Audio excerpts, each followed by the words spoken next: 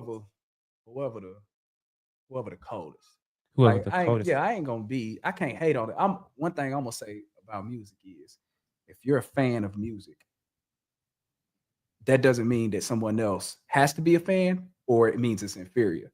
Because I like one of my biggest pet peeves is when I say like 90s hip hop Okay. is Yeah. better than today's hip. Bruh, I heard y'all in the 80s talking about some uh sucker MCs and got like bruh, I'm not hating on that. That's sound music. Man, Beethoven is one of the most classical, it's one of the most classical music pieces ever, right? Right. They ain't got no lyrics to it. But that's you feel me? They listen to it to this day. So it's it's whoever's listening to the music. If you're a fan, if it sounds good to you, it's yours. There you go. My bad. Kendrick's one in the top 5. Drake's better. Drake's a far better artist. If we that's what we're talking about, anyways. It gets under the T's skin when I say that because he's No, a, it He's doesn't. troll. I've Don't. already established before we even started. I've already established if T was trolling. And No. I don't. You said a way better what? artist. As 100%. as far as what now? An artist. Okay, I'll leave it. I don't even want to. I don't even get into it. What's going on, guys? This is MEXed Feelings. I'm sitting here with two very special people to me, and this is actually I feel like Soldier Boy right now. This is the first time an all-male cast has been on my show, so it's exciting. I get some stuff off my chest because I'm usually dealing with a lot of women on here. So it's gonna be a fun and intriguing show. I'm here with one of my closest friends in the world, two of my closest friends in the world, Kemonte Jackson, KJ. What you be called KJ to the people? They if we got the same following we both got, some of them It's might know me as probably Kiki, probably. Kiki, Yeah. KJ, Some of them might know me as that. another very special person. What do you want to be known as? You know exactly what to call me. That's it. So T? just- I you call me like T, the or- fish. or- I okay. don't like fish. We Fish got to is- talk about this though. So Either that or that. That's fine. I've never approached this topic. So my whole life it's been Tiandre or T. Oh my goodness. We wait till we get to adulthood. And now you want to go change by up. Yeah, what kind of grown man changes their nickname? That's crazy. Anyways, Yeah, It's not a this ain't nickname. It's this ain't my a- name. this ain't a- that's the name. It's Fisher. That is the name. It's not a nickname. I didn't change my nickname. I'm gonna call you what your mama call you. Oh, I'm gonna call you Tiandre. oh my goodness. Bartholomew. Anyway, we are here today. They did it to the greatest. It's all right though. You know what my name is. This is part 2 of the relationship series.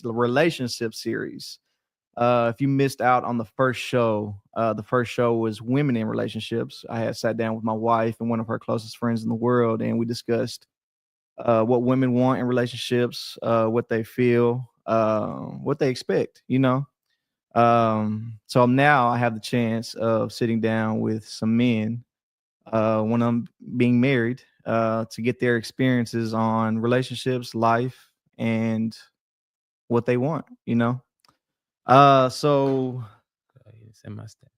You said what? I mean, if you want to, you're recently divorced. Oh, I man, guess not you recently said divorced. No, it's all right. It's all right. We go. Yeah. Yeah, I was glad. this is MEXed Feelings.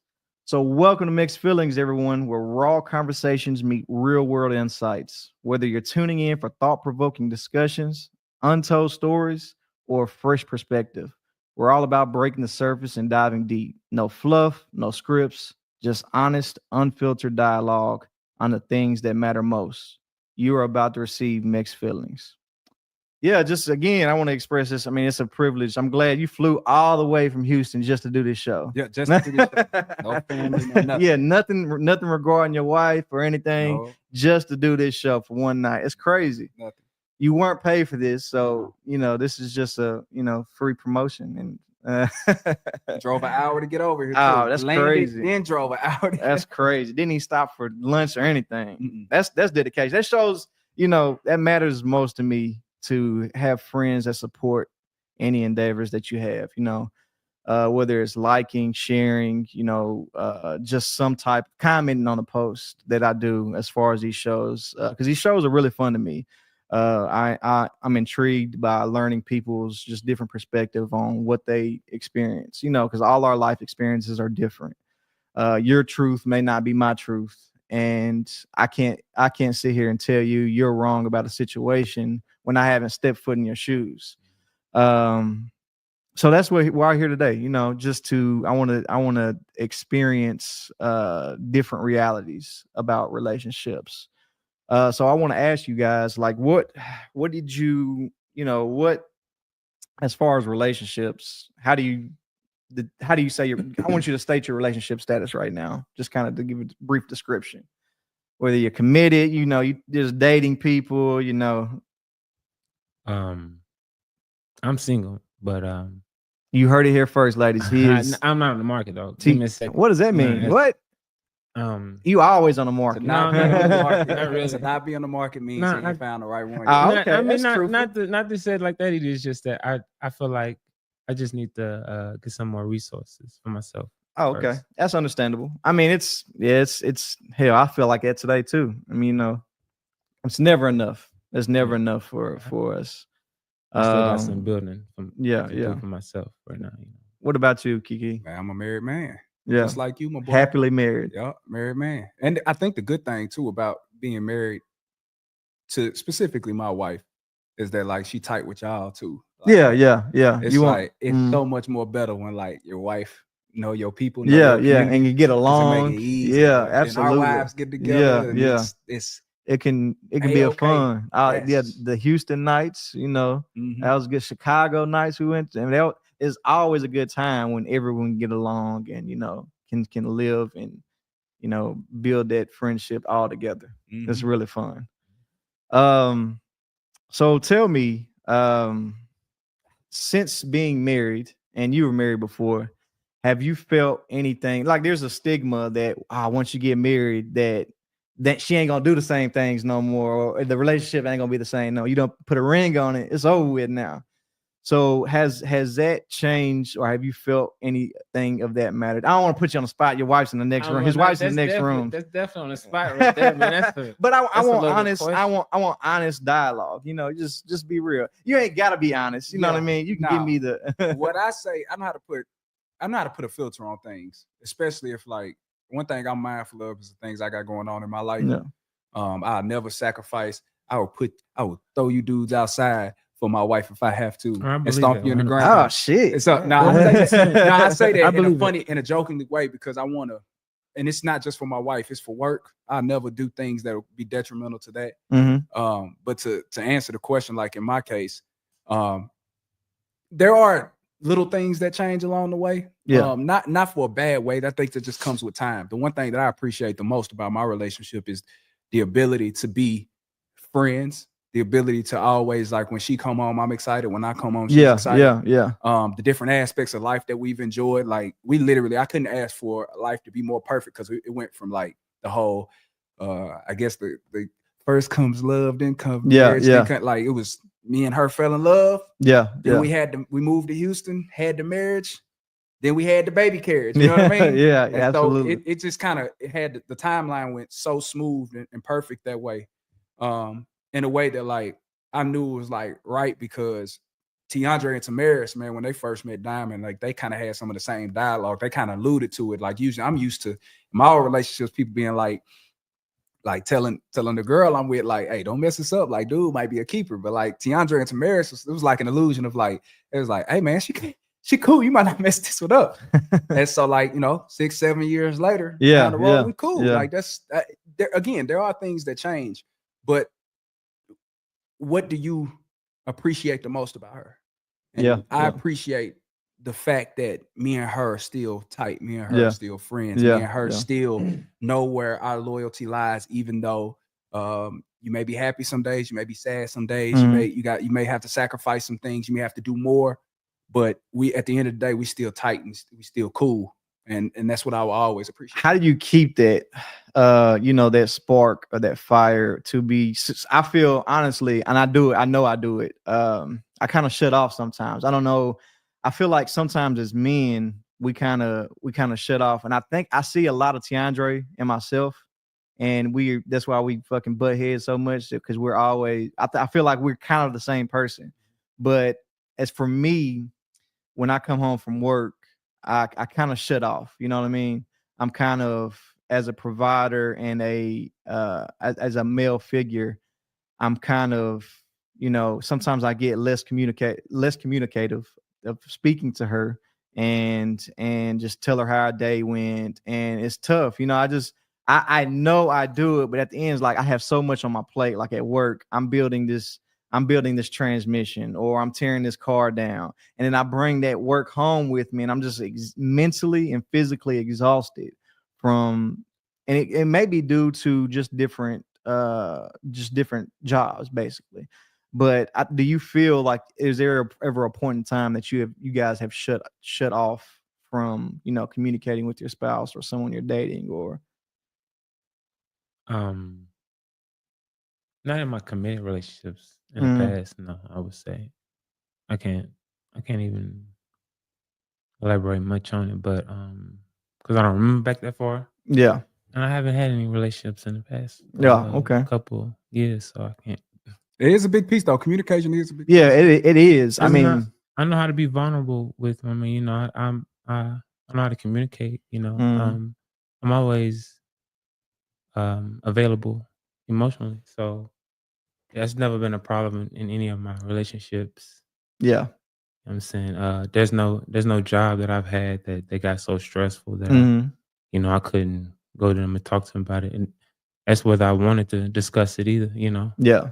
I'm more cared about when I was younger. I'm more cared about if she's fine, and if she's fine and she's taken care of, she watch her shows or something like that, and I hop on a game with my boys or something like that.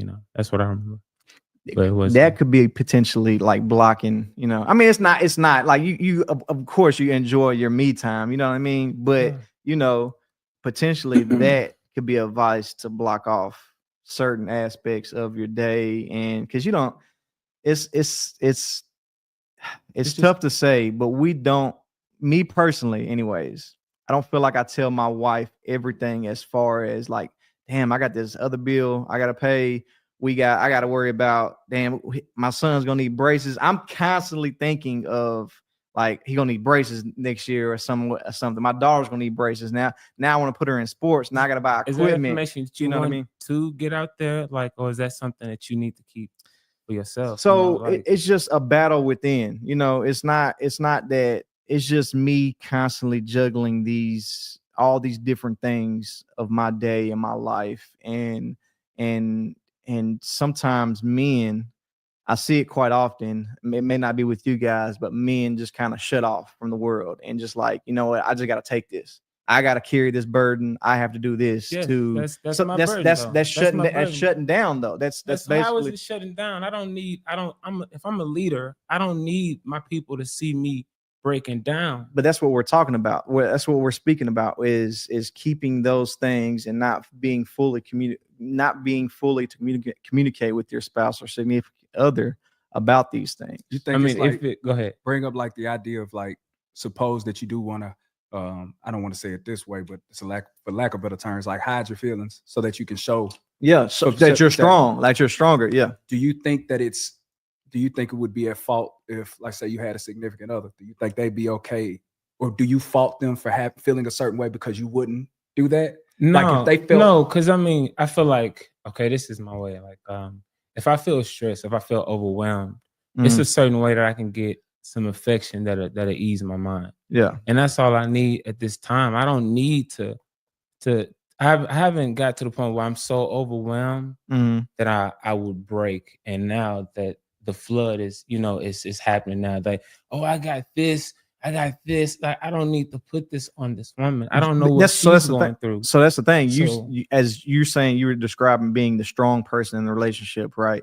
You don't put those burdens. So you're withholding like certain things, like, yes, to compartmentalize. So that's the compartmentalize. That's the communication. I don't know if it's an issue. You know what I mean? I feel like men do that because of our natural instinct of being a provider, being that sole person that carries those certain burdens. It's a societal thing. Yeah, possibly. It's what we learn. Absolutely. This. Indirectly, I would say indirectly too. You don't like, you look at the mannerisms of other men, and you pick up on traits of being able to hold your emotions.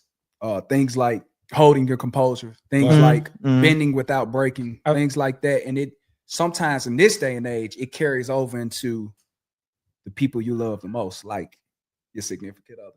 So you're built in this whole way. Your family, your parents, your friends are building you into this person that allows you to be the best person you can be. But it comes with those things like not necessarily showing your emotions. Yeah. And then when you find someone, that's not how they wanted you to express yourself. Mhm.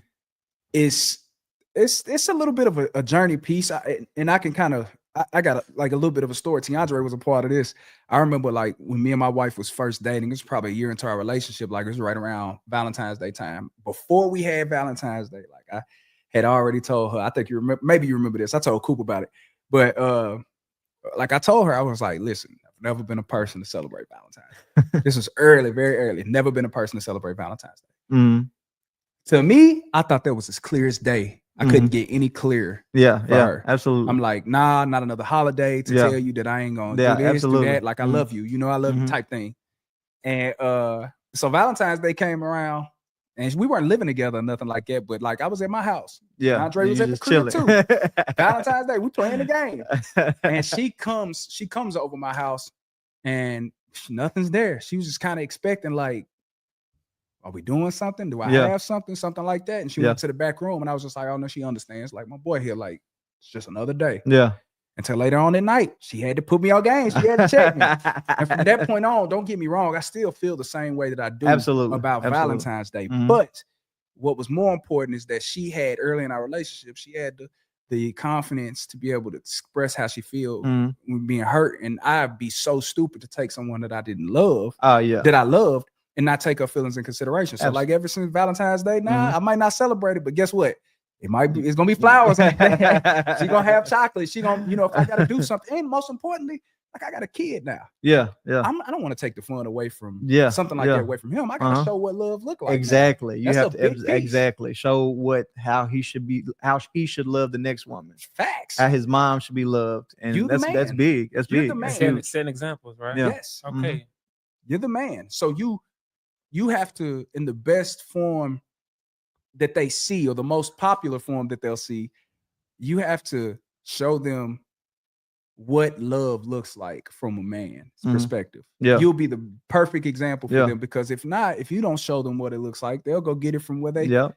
can go. They'll easily go on Facebook, TikTok, something like that, and they'll find it in that way. And I think we all on this table right now would say that ain't how we want it to go. And that's just a fact. So that, like, for her to communicate that with me, told me that like down the line we'll always have that door open to have these types of conversations. This is MEXed Feelings, everyone. We are live, so we're taking comments, questions. You know, we have a big agenda to address today about men and relationships. I have a conversation with Kiki and Fish. Going back to you like that? I respect that. I appreciate that. I gave him that. Thank you. But for the ones that don't know, Oh my goodness. the background, me and Tiandre have been friends for a very, very long time. That's my dog. And then, believe it or not, though, I actually knew Horatio before I knew Tiandre. Me and Horatio were classmates beforehand. And then as we got older, we grew tighter and tighter. Yeah. So like you hear these nicknames, man, they come with They don't come with nicknames. these nicknames. Don't come with it's just the name. Yeah, they don't come with us just saying just call me Fish or call me Kiki. Like that's been built. When you hear about Kiki, like usually that come with a basketball story or something. Now you know what I mean. So that's just a little background. So hold on. What do you go by? Now, yeah, a lot of people who close to me call me Kiki, but I don't introduce myself as Kiki. How do you introduce like yourself? Kimante, or like some people like your friends first name. now they call me Key. Your first name, right? Yeah, like my Houston friends, Key.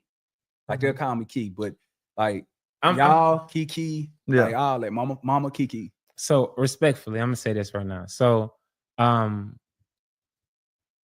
we all know what my little trauma situation, right? Yeah. Mm-hmm. I feel like I am not the same person in regards to my first name. My first name is a little bit more intimate to me. Okay. So unless you knew me in my past, life type, it's understandable. You know, yeah, call me that, or you know, now I go by my last name. I cut the ER off. Just cut the ER. Yeah. He cut the hard. Yeah, he cut the hard. cut the hard R. Whoa. It's not featured. It's fish up. That's Whoa, crazy. brother. So we are accepting comments, questions. But again, I want to go back to Valentine's Day. I kind of had a similar situation with my wife. I felt like it was, I don't want to waste money on balloons. We got balloons right here. She had a galentine. Yeah, as we're talking, I'm looking at balloons and a banner, but she had a party, a Galentine's Day party. But I had the same encounter with my wife where, hold on. What the hell is gallons? man, it's for the second girlfriends. It's a day for the second girl. Nah, it's a day for the side chicks. Bring them to the crib.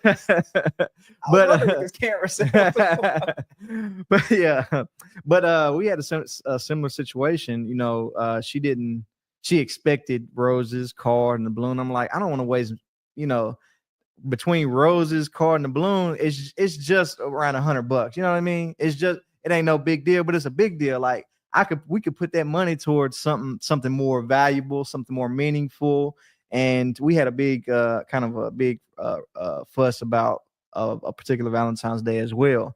And I understood her feelings. And I think the following year after that, instead of her buying roses that's gonna die within a day or two, I bought 2 rose bushes. So I'm like, okay, if you want something like this, instead of me getting something that's just gonna die. I mean, hell, if we're gonna talk about what symbolizing means, these roses are dying. I don't want. Does that stand for our damn relationship? Our relationship gonna die? No. So I got her a rose bush or 2 rose bushes. And she ended up planting them in front of the house, and they lived until we redone the front of the house. But it was a tough situation. But I understood, to me, it's $100 or whatnot, but to her it means a little bit more. So there's compromises in relationships. You have to be able to compromise with one another for things of this nature. So speaking on that, so when you first, when you said your vows and everything, there's a can I, before you say yeah, go ahead. As far as compromising versus what we were speaking about before, I think it was different though. Mm-hmm. We were talking about the stresses that we hold as men, as leaders. Mm-hmm. That's what we were discussing before. Yeah, absolutely. So what I'm saying is still to go back to that. You were saying that if I don't disclose these things, I'm not communicating fully. Is that what you were saying? Yeah. But why do I need to discuss these things if I don't need to, if I don't feel the need to, What do you discuss? I kind of get where you're going with. I don't feel like you need to do a damn thing if you know your relationship. Yeah. I mean, as far as that's what I'm saying. Like you were I just wanted to have that discussion still. Well, put that to bed at least. Cause if I am feeling overwhelmed, like I can always go to my woman and I'll lay my head down or something like that. And she'll ask me if I'm okay. And we'll go through the ritual, Yeah, I'm fine. I just wanted a hug or something like that. Are you sure? Yeah. I might tear or something like that. She won't see that because I'm in her, in her chest, but I don't feel like I need to just be like, this is what I'm going through. This is what's going through my head. Yeah. I have this. I don't need to do that. But that's just simplifying what I'm saying. There's more of just saying of what I'm going through. You know what I mean? I'm still shutting off. I'm coming home from this isn't just a me thing. It's a lot of men do this to where they shut off from the world and shut off from your relationship just because of what they're going through, just some kind of emotional trauma that they experienced that day. And I just want to be left alone. Like, I just want to be in my own thoughts, to gather my thoughts for the next day, you know what I mean, of how I need to handle and tackle the future. You know what I mean? I'm always battling. Like, okay, for instance, my dad is going through health issues right now, and I see the situation he's in of not taking care of himself years ago, his physical body, right? Yeah. And not taking care of himself financially. So now I have to carry that burden. So my mind is, okay, what do I need to do today to not let this happen to me for the future? I don't want to be a burden to my kids. Not to say my dad's a burden. Yes. So it's all of those things, all those aspects. How can I generate more income for my family? How can I how can I stay healthy enough to see my family grow up? And that's what there's all kinds of this thing is what this is for, though. Yeah. This is what this is for. Yeah. When you have your brothers, you discuss these things with them. But my wife is my best friend. You know what I mean? I call you guys my best friend. I love y'all to death, but she's there for me. She's physically here. She has to be my partner, my best friend. And like I said, there is things that I probably wouldn't discuss with her that I would discuss with y'all. But at the same time, there's things I wouldn't discuss with y'all that I would discuss with her. So, but in my relationships, my wife is my best friend. Like we're committed. You know what I mean? That's my partner. And I'm sure you feel the same way about Diamond. Yeah, I mean, I talk about y'all behind y'all back all the time. Damn, man, that's fucked up. All the time, y'all just a target, and we throwing darts at y'all. Nah, it is reality though, man. It's some things. I'll tell you this much, and this is just to y'all and my wife. I bet y'all this. Y'all know that I'm authentically. I hope that y'all think that I'm authentically a good person. Yeah, you know what I mean. Yeah. So it ain't gonna be. It's not in the realm of quote unquote shitting on you at the end of the day. No, it's just comments. Yeah, I think it's normal. You know what I mean? It's normal. I'm a part of your life for a long time, so I'm pretty sure you got some fucked up stories about me. Let me tell you what this dude did. You might just have a story that you want to tell her. So it's just you getting her warming up to my character as time go on. If I stay in your life, you know, as far as like accumulate still a lot of time of it, and she's exposed to me a lot, then yes, she's gonna need to know these things. You know, there's another part of this that you spoke on earlier though. Who you speaking to? Because you did mention that there's some things that like if you having like you going through like some anxiety, depression, stress, things that's mental health, you may want to talk to your friends about. Hey man, we might be your friends, but we also might not be the best people to talk to. Yeah. Because it just depends on some things. I'm saying compartmentalize. Things, but I'm just putting this out there, like as a wise. I like to think that we mature, right? Like we're mature people. Okay. You can go to the right people to have conversations or not have conversations. A perfect example would be like being a kid. Chances are we're gonna talk to each other about sex with a girl, right? Not realizing that our parents and adults then been through this. Yeah, absolutely. And have more experience. Yeah. But yet we want to go to our best friends that had that. That's an example. Yeah. And the same aspect of like mental health and communication, the intimidation of going to your spouse or your significant other about your spouse and your significant other brings some credibility to what you may be feeling. You get what I'm saying? So like I may be feeling some type of way, not because of you, but you are a part of it. So I may not want to talk to you about it. I may want to talk to my friends about that. Yeah, absolutely. And I may not want to deal with that. And so that's another part of it too. I talked to Tiandre brother Tamaris and Coop about it. Like, man, dude, like that stuff happens, bro. And like you gotta sometimes know when to bite the bullet and be like, I need to have the talk with him. Or sometimes you might not even want to talk about it at all. And with anybody, exactly. And you only because that's the person that was involved. And you're like, no, it ain't gonna get nowhere. I'll take this on the chin and we'll keep moving on life. I still love you. Let's go. Absolutely.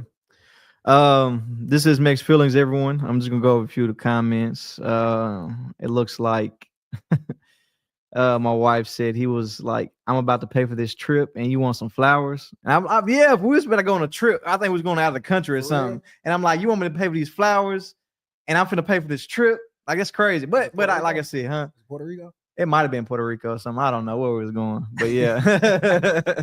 But yeah, Kenya said flowers are a must in a relationship, especially marriage. And Massai said, this is a great episode. Oh, absolutely. Shout out to I get- Mad Side. Seeing you in a minute, my boy. He was actually supposed to be on the show today. He Correct. he got too drunk last night. But transitioning into, you know, you guys in a committed relationship. So there's another just another talk about women. Should a woman submit to you?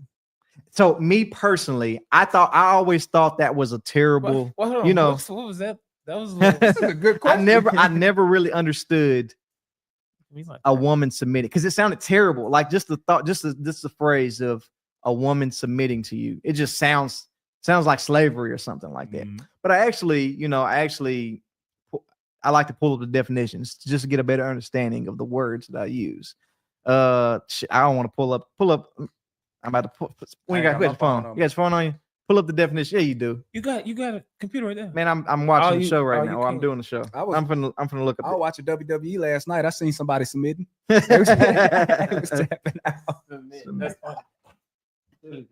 So it said submit is accept or yield to a superior force or to the authority or will of another person. That still sounds terrible. Say that again.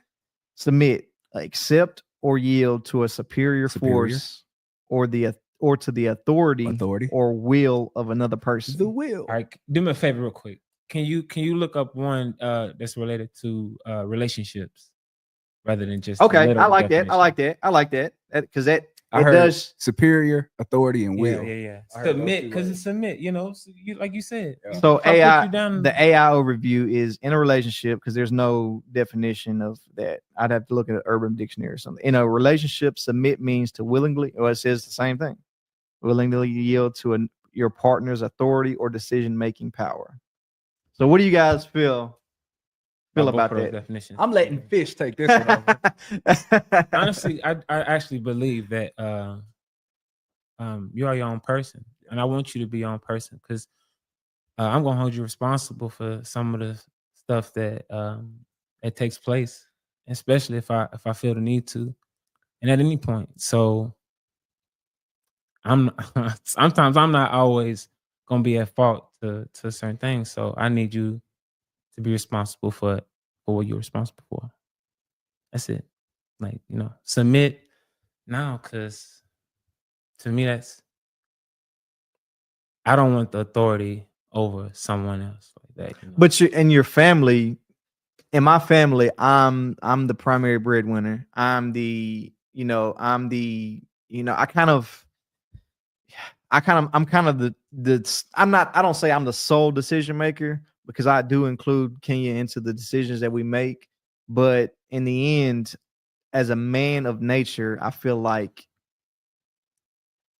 it sounds terrible just talking about this. It sounds, because we're there too. Tell the people what they want to hear, man. You know what I mean? It's not that I I just don't know how to describe it, because how I'm describing it sounds terrible. There's I do have mixed feelings about it, because there's it's not a hierarchy, right, of the family. But there is a hierarchy. We'll get into that in a second, because I already know your response for that. But that is in the agenda today. There's a hierarchy. But there, because we are one, you know.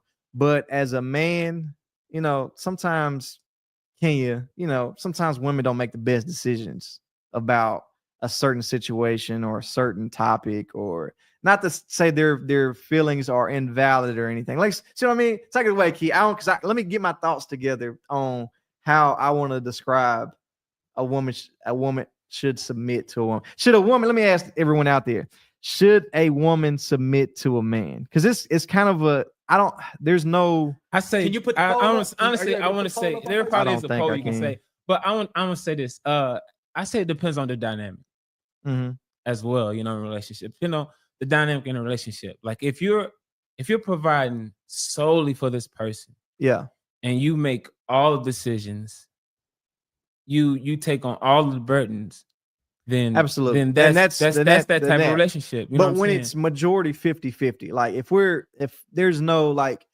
in our relationship, me and my wife's relationship, even though I'm the primary breadwinner, I make the most money, she does the most around the house with the kids. I would say in that dynamic of our relationship, it's 50-50. You know what I mean? She gets the kids ready for school. She takes my son to school. She picks up my daughter from school. She makes dinner for us. You know what I mean?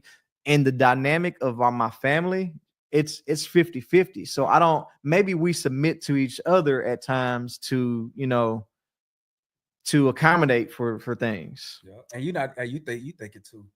Be the man you were the man for. Hey, you know how you was thinking about that $100 for them roses? You thinking past the surface level. She appreciate those roses. Yeah, You got yeah. roses. You thinking so far into it that you ain't even got to go there. Do the same thing you're doing right now. Yeah, I guess you think about what and as more far she as, does as, to you, for as, you.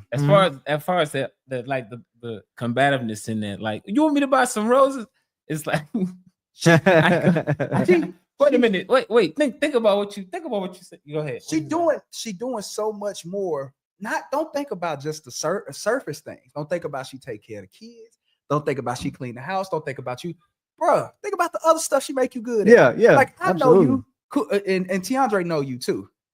She is a social butterfly. Yeah, absolutely. That thing that she brings to the table for you makes you become a little bit more of a social butterfly. Yeah. You get what I'm saying? Hey man, That's but people don't think about it in that realm though. I don't have. I got the applause. Oh, you do? Oh, no, I already got it. What do you say? Boo. But it's a reality. It ain't just, don't think of just the surface level stuff. We have a tendency to think things all the way through when it matters to us, but this matters to us too. Keep thinking it all the way through. Yeah. Because that's gonna bring a two-sided thing to the table, which is this. I have very similar thoughts about submission from my wife. Yeah. I do not think that I am superior. I do not think that I'm inferior to my wife. Mhm. Same thing. Absolutely. I don't think she do that. Absolutely. However, there is an expectation that she I wear do the have. pants. You get them sometimes. And she thick in them too, but she lets you wear the Kendrick bell bottoms. I would absolutely. There are times in a relationship, and this is what I was alluding to, what you're saying, where I have to put my foot down and wear the pants, and she has to put her foot down and wear the pants. Absolutely. And if you see anything other than that, your relationship ain't my relationship. Stay in yours. I'm gonna be married forever. So, and it's not to knock you. It's not to knock what you got going on. It's just to say he got this chance that's energy right here. That's I love my wife. I love my wife. I love my wife. No, we get it. Yeah. We know. I get it. You got no to, shade. but you also have to see the reality of how somebody else may be treating their wives. Doesn't necessarily mean they're treating them bad or good. Same thing, your wife treating you. We messing with him about this flowers thing. You know what I'm saying? It's fun though. But I want to say this. Piggyback on what he said. Your wife do have that energy. She's always a happy person. When I see her. So just if I like see her frown, I'll be like, damn, what you say? What you say? Hey, rumor have it, she got caffeine in her blood. She got that energy right there. She wake up like an undertaker. Like, I'm ready to go. I'm ready. Excited already. She is just such a good person. I was talking about it earlier, like for our wives, and there's a much bigger circle of dudes that we hang around. Like our wives are like really cordial together, that they all fit each other in different personalities would make it easier for us to be really good friends, but them to do the same thing. Because we could be in the house singing karaoke, but we could be on vacation doing the same thing. And it's like, that makes life that much more worth it. Even though we have different lives, different wives, it looks like that we're all happy. And I hope that we stay that way. That may sound cliche, but that's the case. And sometimes it may not go the way you want it to go. But as long as you establish how your relationship goes, submission may look different than anybody. This is MEXed Feelings. We are live, so we are taking comments, questions, concerns. Go over this is live, so you'll be able to. If you miss anything so far, we'll be able to go once this live ends back into the video. Massa said, in my opinion, I believe both parties should be submissive in one way, and I agree, 100% agreed with that. I think we all agree in that nature, except for Tiandre. We're about to get in the hierarchy relationships in a minute. My wife said, I don't mind being submissive as long as I have something to submit to, which I do. Thank God. Every man doesn't get king treatment. Absolutely. And I love you for that. We have a sweet like tea. I feel like when it comes to submission, it's all about the partner feeling respected, valued, and comfortable. Definitely should be reciprocated and not just something left to a woman. Absolutely. I think years ago we've had where women had certain jobs and men had certain jobs to do. I think that dynamic has changed drastically over the years. Women are more empowered. And it's not all about women's a lower class or anything. Mm-hmm. I think years ago that was the narrative. That was the narrative for it. Yeah, look at T. I'm thinking about the idea of submitting to a woman, bro. I'm just it's just I'm trying to think about it, depending on the dynamic, I guess. I don't know what it is. Kimante Jackson commented, Kiki's wife here. I agree. Can you? A woman will submit if she feels secure. You see? Yeah. My wife. Okay. Okay, read the other submit though. What did that person say? Going back to sweet like tea. I feel like when it comes to submission, it's all about the partner feeling respected, valued, and comfortable. Definitely should be reciprocated and not just something left to a woman to do. Yeah. Tiandre hates sweet like tea. Tiandre hates you right now. Lean back in the camera. That was not my opinion. I didn't say anything. Who is sweet? I don't even know sweet like tea. It doesn't matter who it is. Like your burner. It's like your burner account. People who I don't know them. I just want to hear what they said. It's just I'm not okay. I like sweet like tea. That was a great comment. So I want to do a little transition right now. I want to go back in time, right? You're not married no more. Diamond, close your ears. Can you close your ears? You're not married anymore. What's the wildest thing an ex has done to you in a relationship? Busted out your windows, flattened tires, sugar in the tank, maced you a couple times. Oh, I got a good one, but it wasn't no ex. It was more like a girl I used to talk to. And I hope she sees this podcast. I hope she does, because I never got the opportunity. Tiandre was here. It was a night that you don't know about, but it's crazy. So this wasn't the ex, it's a girl I used to talk to.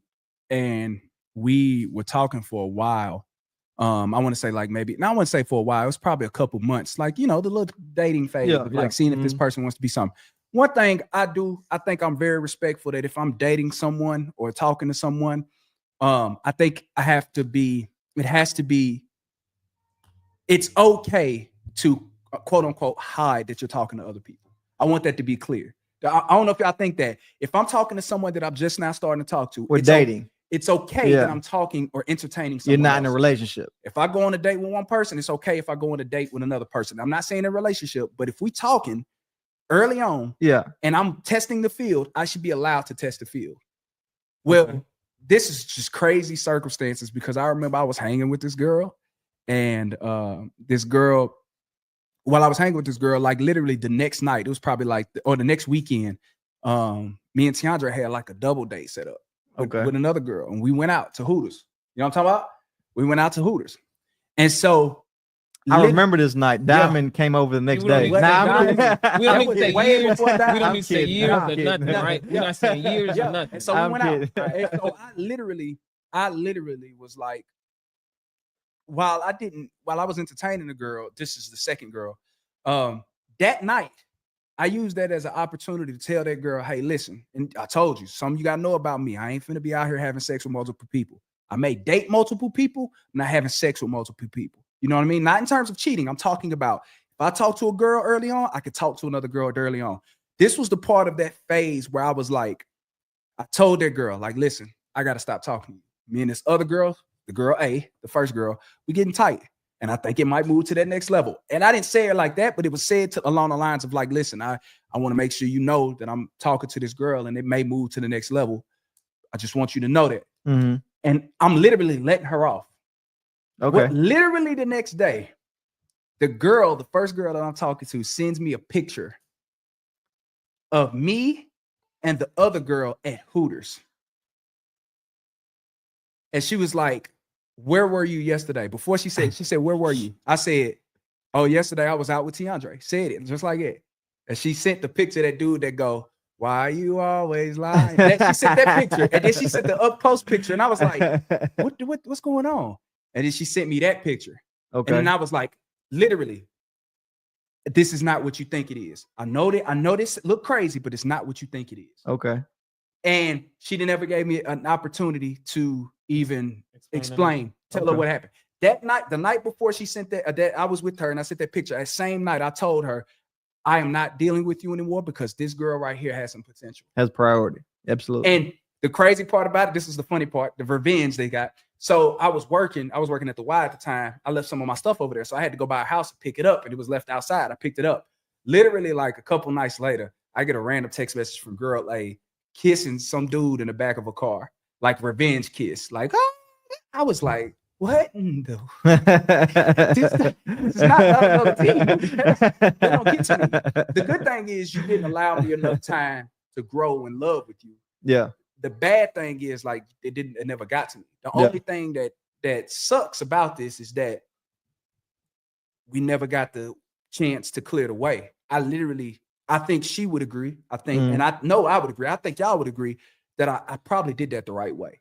And I was trying, I need to have the opportunity to clear it. But because I wasn't in the committed relationship, I didn't even want to try. After she said she cut me off and I said, this is not what you think it is. Let me explain. If she cut me off, I didn't have the energy to do it. Okay. I don't care. You're not. Yeah. But I did think you had potential. Everything that I did, it's like God speaking to me. Everything that I did beforehand to get ready for you, you threw it back at me saying that I wasn't ready for you when really like I saw it as you weren't ready for me too. Red flags.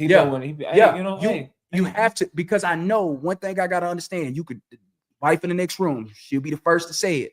I know I'm a good dude. Like, I'm not trying to toot my own horn, but I don't want to prepare myself to be bad to you. Mm-hmm. So, but I also understand that I am a young man at the time and I am allowed to date. Yeah. And I felt like I did it in a very respectful way. For you not to allow me to do that a lot shows the immaturity that I have, but also the immaturity you have, and letting me, like I was putting things in place to let you know that you are the person that I'm pursuing.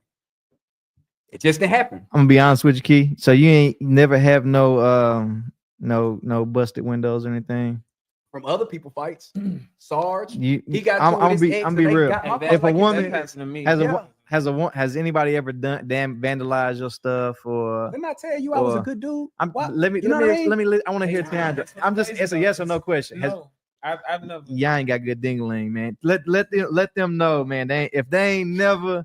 Look, it's bad to say, but the adrenaline of coming out to your car windshield busting, like you pissed off. I just feel like you date some immature. How many people? How many people in your life right now? Just my wife. People. Okay. She done busted your windows and stuff. Nah. Okay. I'm talking about in the past. We talking about pre. We talking about in the past. Yeah. That's what we're talking about. They gone. But that's what we are talking about. Instances about. So they don't. So in this case, they don't matter. we're having an open conversation about. He's us in a funny way, but I don't. But so I've had windshield broken out, tires flat. That don't mean your kid's good. They just mean they don't respect you. Okay. And you ain't gonna do a damn thing about that. I bust this nigga windows. He ain't gonna do a damn thing. If it takes, what are you gonna do? You gonna fight me? You went to the extent, right? I want you to put in the mindset of a woman. A woman scorned women. Right, the people who affected you most, you went out your way, right? Scorned women, the people who affected you the most, the young men, and you went out and done something. Whether it doesn't have to be physical damage, right, to any of their property, right? But you have went crazy, and like that's the instance of right there of her posting that picture, sending that picture over, right? That's a scorned woman. Mm-hmm. That instance of. They had to get back. You know what I mean? They had to do something to retaliate. No, I understand some people are that way, but it's my perspective real quick. I feel like those type of women are like the ones that, okay, this is what I'm missing out on. Okay, I'm gonna get everything back. As far as like you probably whatever your good deed, they're gonna miss that, and they're gonna miss you paying for a lot of shit too. So they like, okay, I'm not gonna get hit in his pockets no more. I'm gonna hurt his pockets type shit. And I'm the type of person. Well, when they met me, if they vandalize my shit, they know that law. Hit them. Yeah, no, they know that law. Hey, I'm pressing charges like a motherfucker. Why I had shit to lose, bro. I had shit to lose, so I'm gonna get my get back. I'm gonna take you through that law system. You wanna my life up, I got something for Man, you. you just criticized Drake about you gonna send this female to the come on, man. That's crazy. This is different. This is different. crazy. You don't This ain't a rap vandalize. battle. You don't. Yeah, exactly. Exactly. What if she we diss you are in a participating in a thing that's slanderish. You gonna say I hit my wife, but then when I call you a pedophile, you want to be like, oh, that's too far. That's too far. So yeah, what's your argument about that? You gonna bust my windows because I don't want to deal with your crazy ass? No, okay, let's do it. But that's my opinion. How you feel about that? As far as that hurt your pockets? I don't know. I've never been in that situation. But that's the aspect of dealing with a scorned woman. I mean, we've all, whether it's been our personal stuff or someone we know, you know what I mean? That is a scorned woman that's trying her best to get at you. You know what I mean? To trying to hurt you in some way. It ain't got to be monetary wise. It could be just your feelings, you know, your heart. I'm gonna date your best friend now. I'm gonna go. You know what I mean? Those things happen. That is a scorned woman. What I have expressed is probably the most a scorned woman has ever tried to do to me. Everybody else, nah. That's it. That's and crazy. I'm not trying to say that in a bad way, but like you nip it in the butt. You don't go that far. It won't take it that far. It just because I'm pretty sure that's not a one-time thing. If somebody goes straight, it don't go from like I want to break up with you to you busting out the windows of my car. Could, but it don't more often than not. Yeah, more often than not, it don't. It's like fatal attraction. That's like an escalation thing. I don't think that's just like the you see first thing. You know what I'm saying? They be like, "Oh, I love you. I kill you." That's stage one. Yeah, stage one. You got to get past that. Nah, yeah, that's crazy. That's crazy. You laying next to a girl. Can I cut your stuff off? No. All right. Okay then. Okay. And you gonna leave it at that? Like she only ate the crust on the pop. This is MEXed Feelings, everyone. We are live right now. It can open to all comments, questions, concerns. This video, if you missed anything of the video so far, once this video ends, it will be on MEXed Feelings homepage, so you can review it any time. So going back to what we're talking about, if a woman has ever, hurt you, done something to you, have you ever done something to one of your ex? You like, this bitch broke my heart. I'm finna get her ass back. Yeah, respectively. Yeah, you know what I mean? I've tried to, my ex. I've tried to only because it was a situation I never put my hands on a woman. Mm-hmm. But my ex had a mouth that was so cutthroat, mm-hmm. and I've never. She knew like stuff. What buttons to push? She knew what buttons to push. Yeah, she was doing it as if it was in a way to fight. Yeah. And I never let people get to me. But one thing that did get to me though, I was talking to my sister, like, "Hey, you get at her for me." Put hits out on girls like, "Hey, look at." But it was real because I always felt, and that was my immature part of my life of like, yeah. I can't get to you. Yeah. And you're doing this because you know I can't get to you. Exactly. And it was like the masculinity in me wanted to teach you a lesson. That was as furthest I went, but I didn't do it because I was like, it ain't worth it. It's not worth it because I don't know if you remember this when you first came back from one of it was when you first bought the Mustang. Mm-hmm. You came to my house and you asked me how the relationship was going. I was like, man, to be honest, like I don't think it's like I don't even think I love her. Like I feel like I'm growing out of love, but I'm gonna stick with it because I don't know what love looked like. I was telling him, but I was convincing myself that I was okay, and I wasn't. Like I didn't want to be in that relationship. Do we have a discussion about it? Yeah, but it's kind of one of them hired by, like me and you sat down for a while. We went out and stuff like that, but I was just telling you how the relationship was going, and I was trying to convince myself that it was okay by telling Tiandre that it was okay. Mm. And for me to have thoughts of, man, I wish, like in my head, I'm like, man, I wish somebody just hit her in the mouth. Or I'm like, man, I wish somebody, like if somebody beat her up right now, I wouldn't even trip. I would have those thoughts. And I didn't think that was fair because I didn't need to be in this relationship. Yeah. For me to have those thoughts, that's yeah. not fair. I shouldn't be. It's true. Mm-hmm. No, I shouldn't be in this relationship. It's just crazy. You see her arguing with a lady, and you at the crowd like, just punch her. Yeah, hit her one time. Yeah, you still get knocked out. You just smiling before you wake up. But that's crazy because she was pushing the buttons that she knows she. And I knew it was crazy because when it all came down, when we finally broke up, we was on vacation. We was in Cancun at the airport, and my like as much respect I have for her family, like we got into an argument that didn't need to happen. And like when they took her away in the middle of the airport, like her dad and like came up to me and was like, listen, Kimante, I know you would never do anything to hurt my daughter, but she can't keep backing you in the corner. I see what she do to you.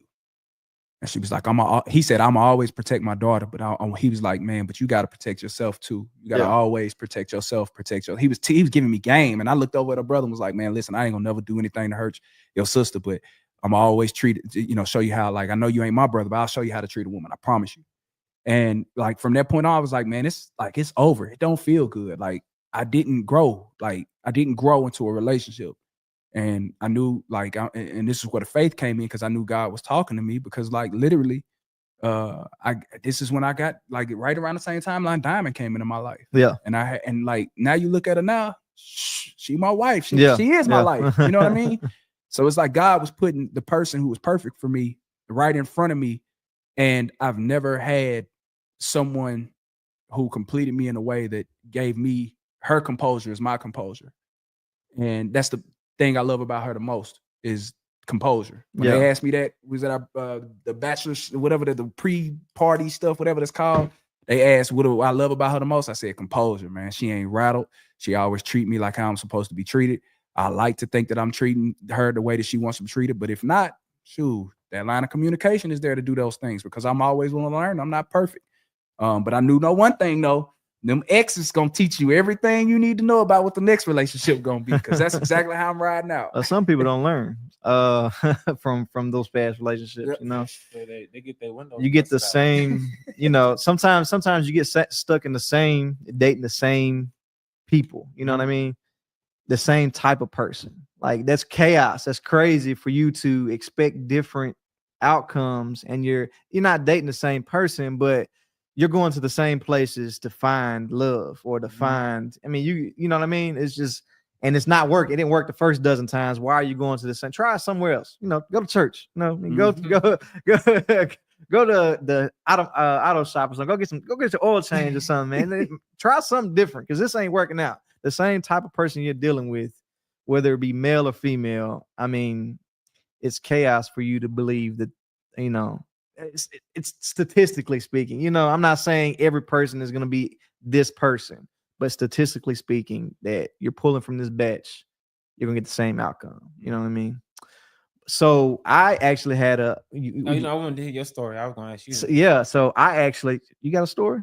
I got to think more. I actually told on a girl. Man, she broke my heart. This was in high school. She went to jail type? Nah. I told her mama. Her mama loved me. God, I knew he was going. This was high school. This was high school. My mama loved me. Now. This girl cheated on me, and I told her mama. But the thing was, she cheated on me because she had somebody else in the house, and it was just a big ruckus, and But I told her, and she broke my heart. You believe that? So I told on her. But that was the only instance. Yeah, I was wrong in the moment. You know what I mean? Shouldn't have. That's high school fling. But you don't think about stuff like that. You just think about the moment. Why are you looking at me like that? What's the emotion? Everyone online. I cried in the car, man. Horatio has a heart. He has a heart. Valentine's Day went down the drain for that. So what's the worst thing you've ever done? I just told you. No, what's the worst thing that's ever happened to you? My bad. I just told you. that was the same story. What are you talking? I'm talking about that. That's the original question. Is have you ever done anything to an ex to get revenge? So snitching was the revenge. Yeah. Okay. And then, but I ain't never. What's the worst thing that's happened to you? Yeah, that was that was 10 minutes ago. we in the. Why he looking on the window crying? So I want to transition into a little bit of like relationships that you were looking for. Have you ever, encountered a young woman that you were dating and just dating, right? Or in a relationship, and she brought the friend group around, and you was like, damn, I got the wrong friend. Like, oh man. Yeah. Damn, calm down. I didn't finish with. It's just, I think every guy goes to that.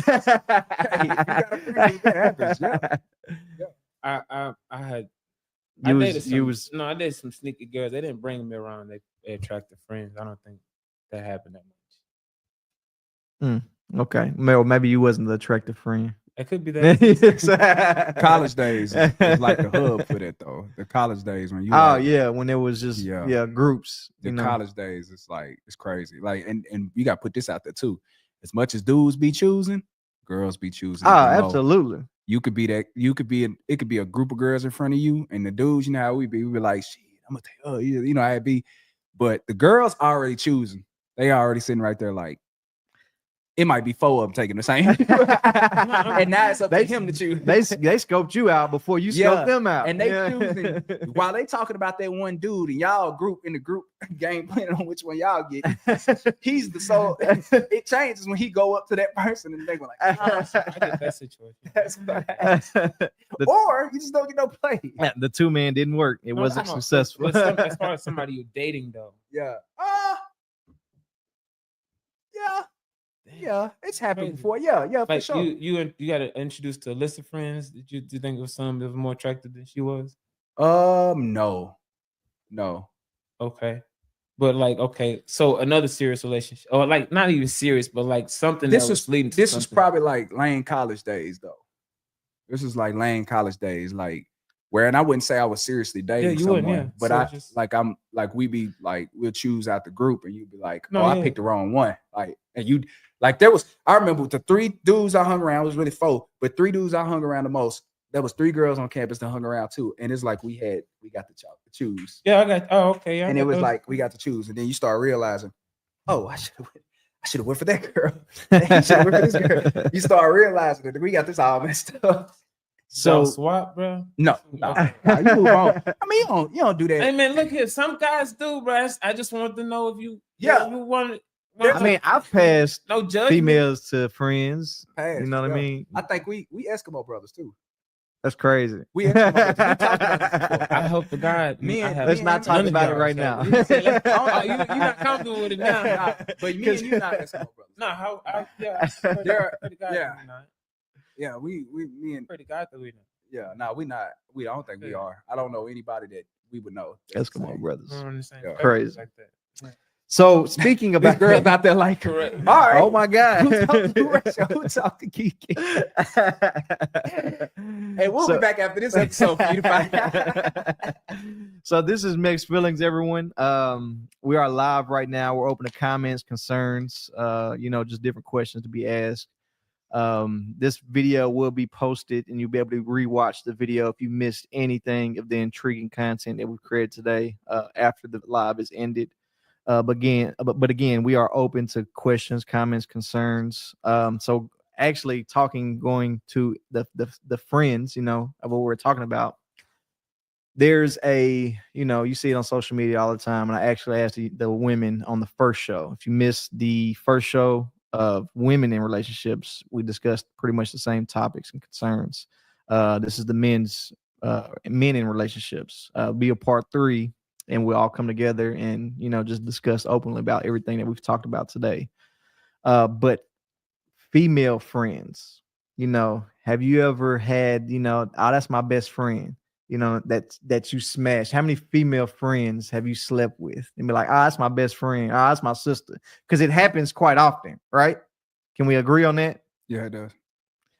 Why? Why you say quite often though? It's because it just happens. You know what I mean?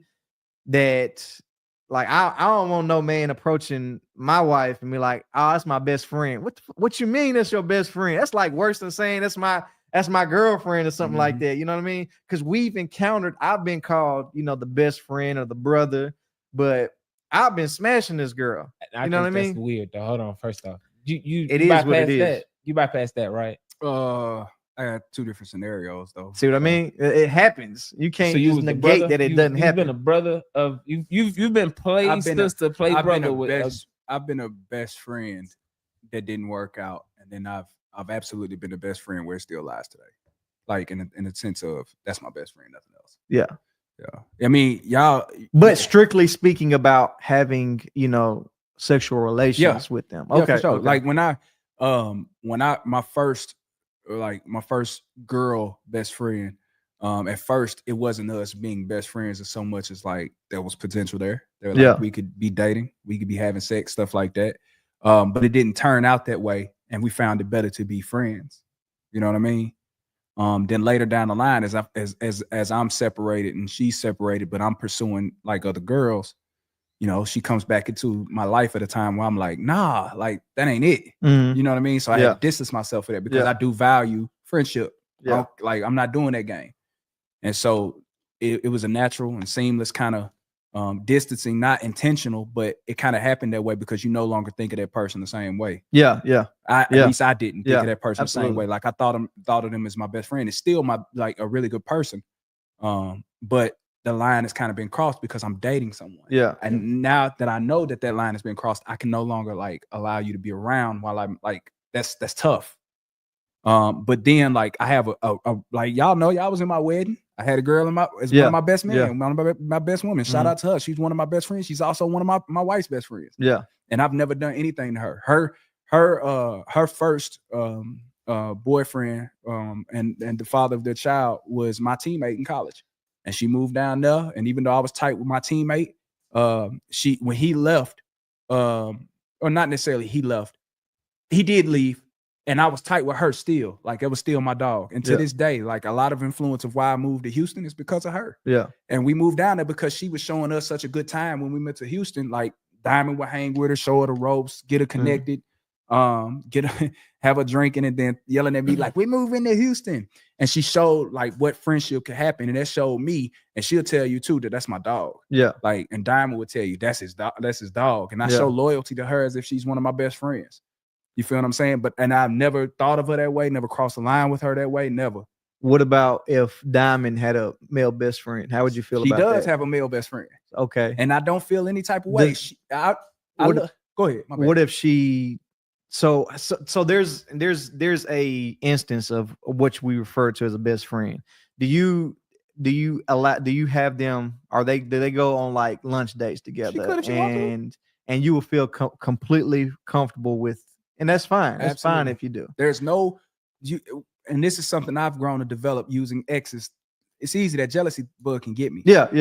If there's certain situations that Diamond, even though she loves my best friend, like it's her best friend, she wouldn't want me to go over a house and spend a night. What I mean? So that's the line that's crossed. So there's we can say, I think the term best friend is used a little too loosely. You know what I mean? I don't feel like, in my opinion, right? If Diamond was at work one day and there was a new doctor, a new employee there, and they're like, we starting to be tight. You know what I mean?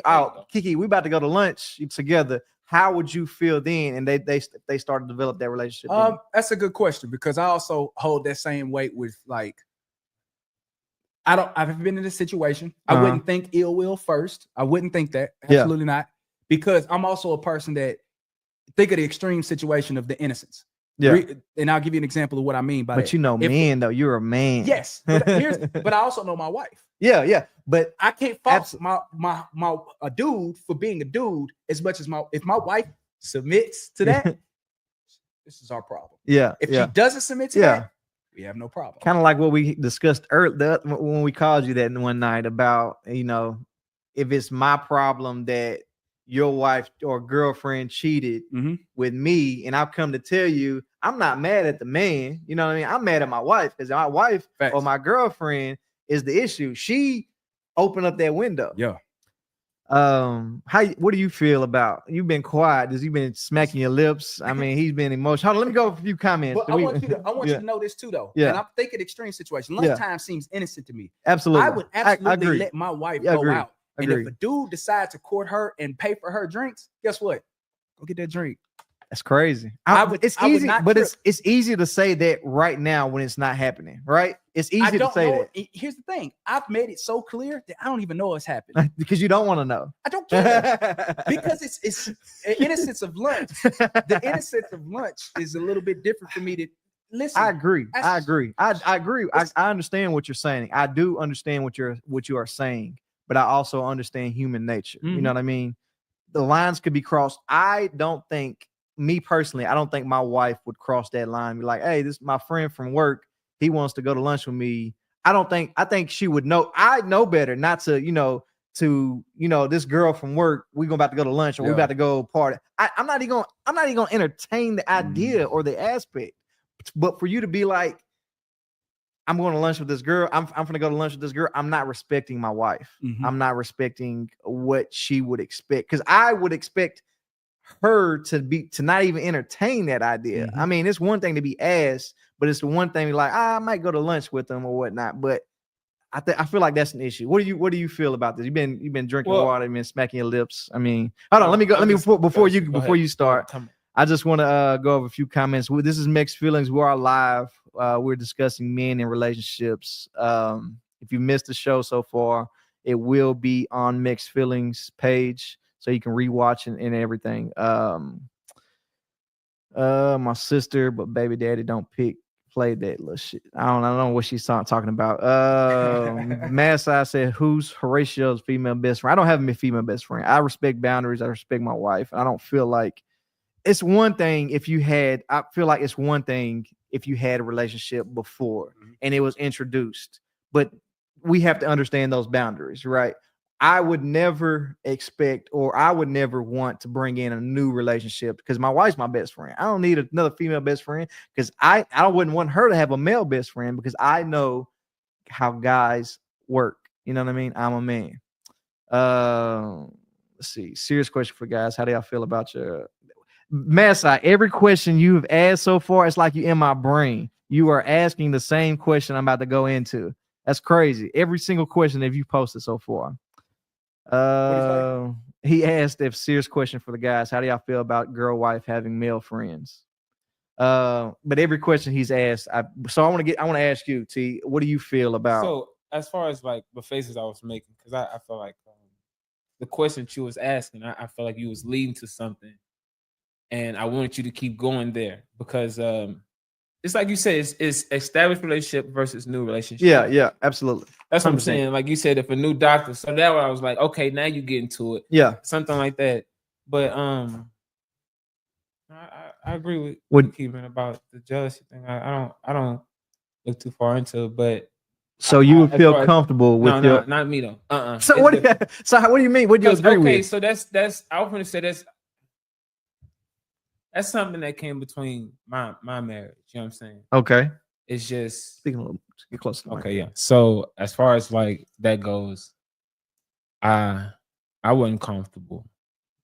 I wasn't comfortable with it, and honestly,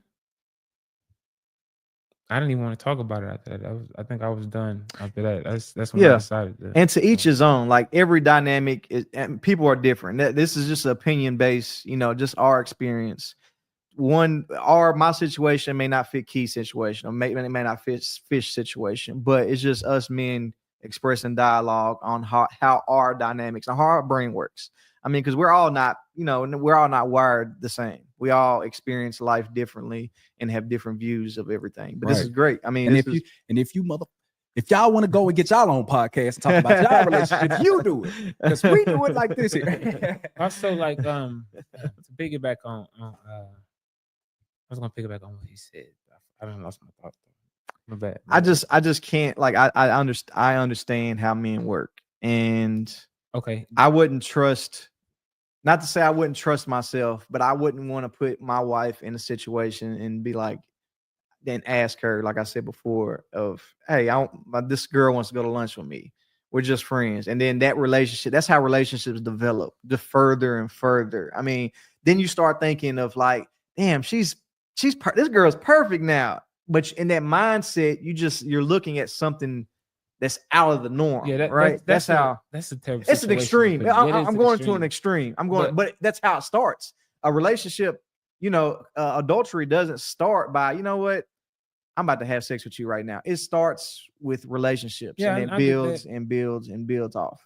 You know what I mean? I'm just playing. But no, I was going to say, pick back off what you said. It's your experiences. Your experiences. It's not going to allow you to be able to accept that, because what I was trying to say is he said he's been the best friend. You know what I'm saying? Yeah. The best friend. The brother, yeah. And the brother, the brother thing is weird. I wanted to unpack that. I don't understand. Regardless of what it's called, cousin, whatever. I mean, it doesn't even matter. You know what I mean? If you play, if you play sisters, if I'm playing sisters with somebody, if I'm putting somebody in the sister zone, they are like family. It happens though, but it happens though. I mean, you can't negate that it doesn't happen. That's why I want you to unpack it. But as far as the best friend thing, when that song came out, we already got the concept of that stuff. Like, yeah, I've had that. But when I started, I got a situation. I had a best friend in high school, and I wouldn't even say we were best friends. That's the label she gave us. And in a certain way, I liked her. You know what I'm saying? And I wanted something with her. You know. He was like, damn. You know what I'm saying? But she had a little dude that, you know what I'm saying, I didn't have much respect for, and I didn't care. I'm young too. So shit, you know what I'm saying? If it's gonna be something, it's gonna be something. If it's not, we still cool, you know what I'm saying? And we're gonna be cool. But I think, you know, eventually that stuff would develop into something different. I would have been okay with it. If it didn't, I would have been okay with it at the end of the day. You know what I'm saying? A great poet, probably one of the greatest poets to ever be on earth, once said, I took you to the club and you hugged on somebody that I know. And I know them type of hugs. Same shit I do to women when I know I used to fuck. What is who is that? Who's that poet? Who's a poet? Aubrey. Aubrey, Aubrey the great Graham. Daraki. What's the song? I know you know the song, T. Man, Drewski made a skit about that. For real? He didn't use the song, but it was a situation where his girl was having a birthday party. Some random dude walked in. It was Drake, I think, that walked in and was like, "Oh, what's up, baby girl?" And he started hugging his girl. Drewski's just sitting over there like, is it a song? Tell me who did I leave? No, that's not that song. Nah, your mind still. But I want to unpack these. I don't know. I'm gonna say it again. I took you to the club. Sing it for me, Key. You got a great voice. I don't know that. I know I got a great Your voice. mind still? I don't know that. I don't know that song, but Your mind still with Young Blue? off the top of my head now. Oh my God. Yeah. I took you to the Drake. I You took you. sing No, it. it's old. I took you to the club and you hugged on somebody It's that I all- know. And I And I know know you them started type of hugs. hugs. Same shit I do to women when I know I used to fuck. Fucking poetry. But that's and I don't want to get in a debate about Drake or anything. It's just that quote. I love that. I just love that lyric right there, that verse, because it was just like, I know that I live that. You know what I mean? A girl has seen me in the club and she hugged me in front of her boyfriend, or it might even happen to me. You know what I mean? This type of stuff happens. That's why I can't trust the I don't feel comfortable of saying like, hey, my wife can go to lunch with this person, or I will go to lunch with this girl right there, or something like that, or build some type of relationship. Yeah. I just don't feel like it's acceptable.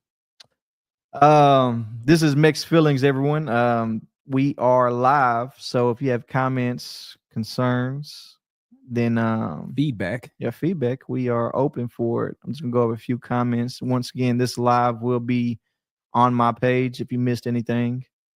Master said this is a really good episode. Appreciate it, brother. My wife said, "You know, you can't ask me that, Bookie." Wow, I don't know what she's talking. I don't know what they're talking about. They're having a conversation. Sweet Like T says Drake, Soldier Boy. Drake. Drake. Hey, there will be no Drake slander on this show. Master, I said, I please don't accept get it. him I started on accept it. Drake. Drake's I a know goat. accept it. Kendrick Hey, won the battle. But all I Drake love Drake. slander is Drake. love here. You know what Drake's I'm my saying? favorite rapper, man. As so much I as you can't- can, spam the comments, please. You're gonna get some people that don't even follow him the comments. They not like us, okay? So what is your perception of going back to the mindset of, say you're in a dating game again, both of you guys, right? What is your perception about women that's, I call them OnlyFans models? They're exposing themselves to the world, you know what I mean? Just provocatively, pretty much. What's your perception, and would you be willing to date an OnlyFans model? Just say they're an OnlyFans model. It's a tough question. Yeah. I do believe that there is a level of maturity to that extent of content. Uh-huh. I do think that since everybody is their own person, they have the right to do whatever they want to do, and they can do it however they want to do it. Yeah. As far as dating one, my morals don't lie with dating somebody that's like that. Okay. Yeah. I don't know if I could do it. I also don't think down on them for doing what they do. Because in the same sense, I see people that bodybuild all the time. Yeah. Men and women. Uh-huh. I look at that in the same ilk. Yeah. And I want them, like, I would want them to know that, like, nothing, while it's different for younger people, allowing yourself to mature to make those right decisions, to know what right and wrong is. There's a lot more younger people doing those for the wrong reasons. Yeah. There's not enough older, mature people doing that for the right reasons.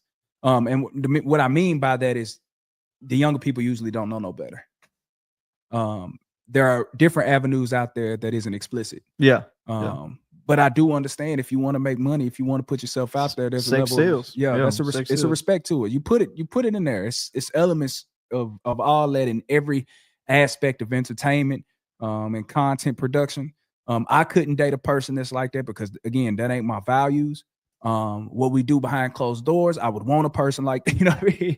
So I would, but I don't want that to make it seem like I'm shitting on them or anything like that. Because that, if it ain't just that, I would love to build a faith-driven house. If you ain't Christian, chances are I couldn't date you. It ain't just that. So it's more than that to just meets the eye. So, do whatever you want.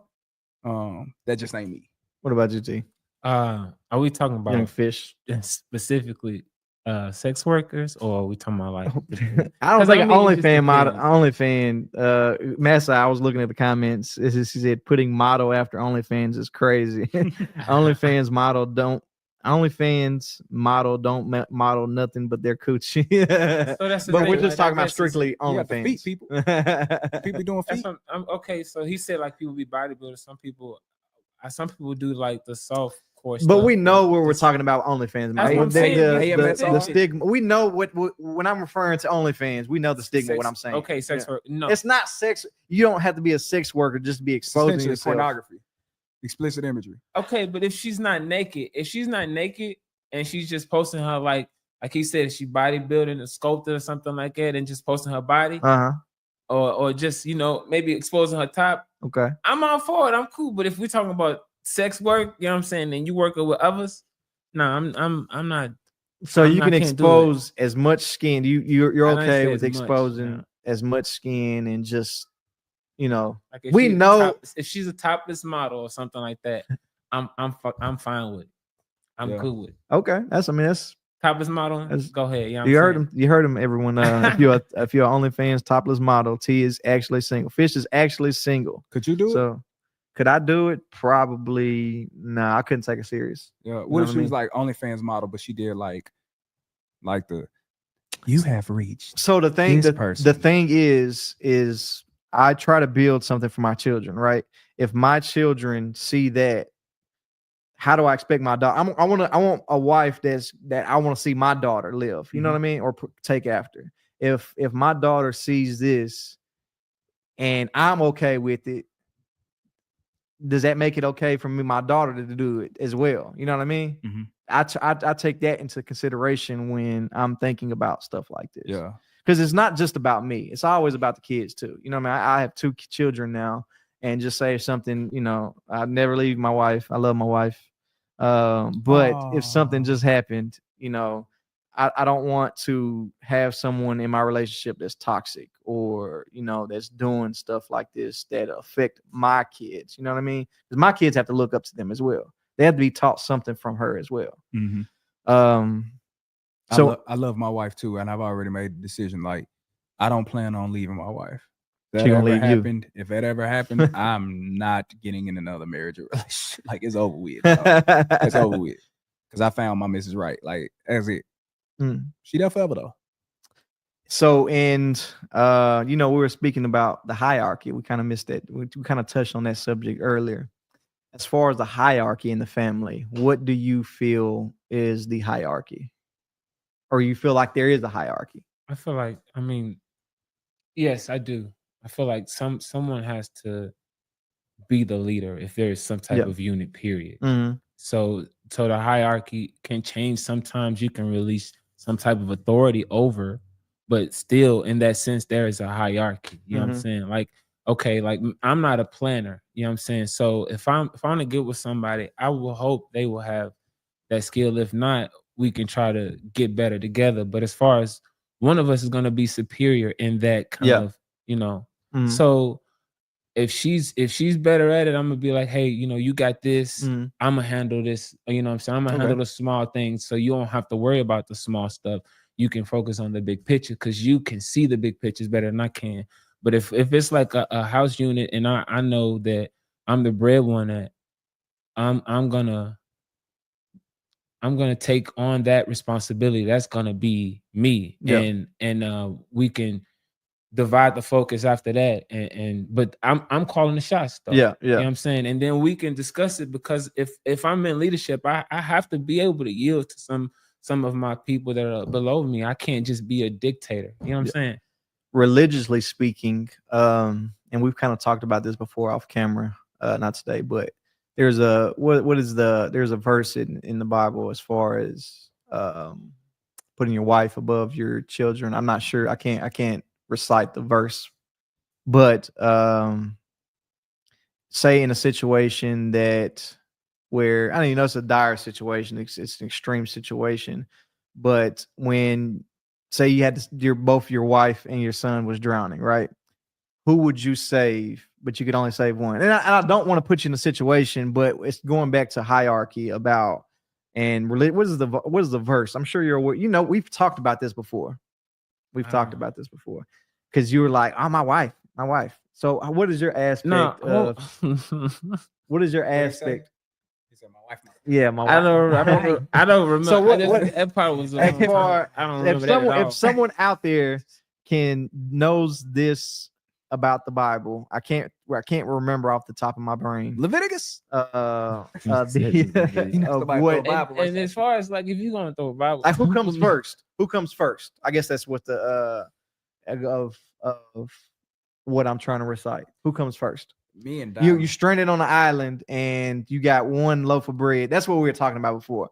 Or one slice of bread. Who do you feed? Your son? Do you feed your daughter first, or do you feed your wife, or do you feed yourself? Me and Diamond had these conversations before a lot.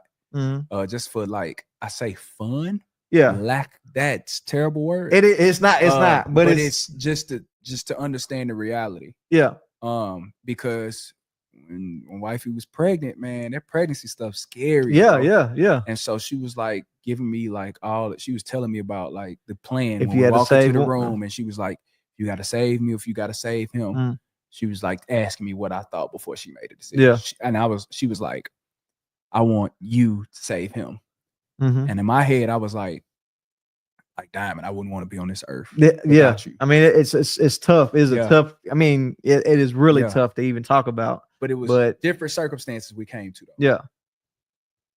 Quote unquote, Lord willing. Sounds bad. We can have another child.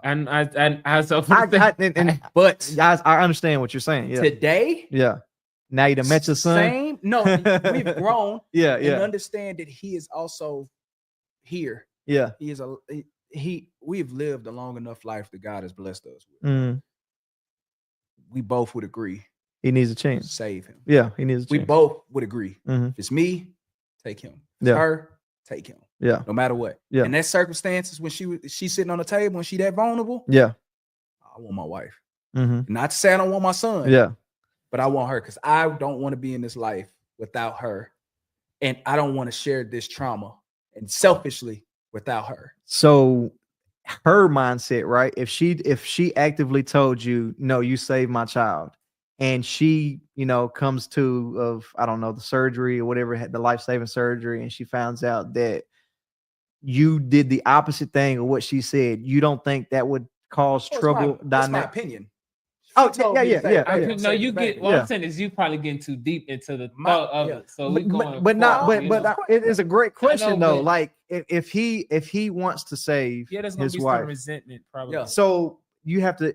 would you be battling, like, say, was she just like, well, I can't love you no more. You didn't listen to what I said. You know what I mean? So I can't even be in this relationship. I'm You pretty bring sure he'll memories. be fine with that memory, but he'll at least she'll be there. You know what I'm saying? There's more to that than just that. Yeah, she could absolutely say, yeah, save me. Uh-huh.